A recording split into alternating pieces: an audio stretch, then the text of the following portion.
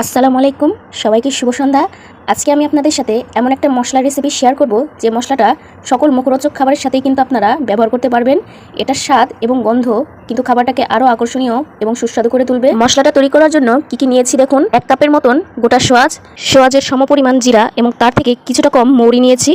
আরও নিয়েছি 20 থেকে 25টা শুকনো লঙ্কা, 20টার মতন এলাচ, 1 কাপের মতন দারচিনি, কিছুটা তেজপাতা এবং কালো গোলমরিচ, চাইলে সাদাটাও কিন্তু নিতে পারেন। এবারে সকল মশলা একে একে ভেজে নিব। খেয়াল রাখবেন যেন কড়াইটা খুব বেশি গরম না হয়ে যায়। মশলাগুলো কিন্তু অল্প আঁচে ভেজে নিতে হবে, খুব বেশি ভাজবেন না, তাহলে কিন্তু মশলার ঘ্রাণটা চলে যাবে। সবগুলো মশলাই অল্প অল্প করে ভেজে নেবেন, খুব বেশি ভাজলে কিন্তু পুড়ে যেতে পারে। সবগুলো মশলাই একে একে ভেজে নিয়েছি। এবারে আমি ব্লেন্ডারে গুঁড়ো করব, সেজন্য মশলাটা আমি বেশ কিছুটা ঠান্ডা করে নিব। ঠান্ডা করে নেওয়ার পরে আমি ব্লেন্ডারে গুঁড়ো করে নিয়েছি।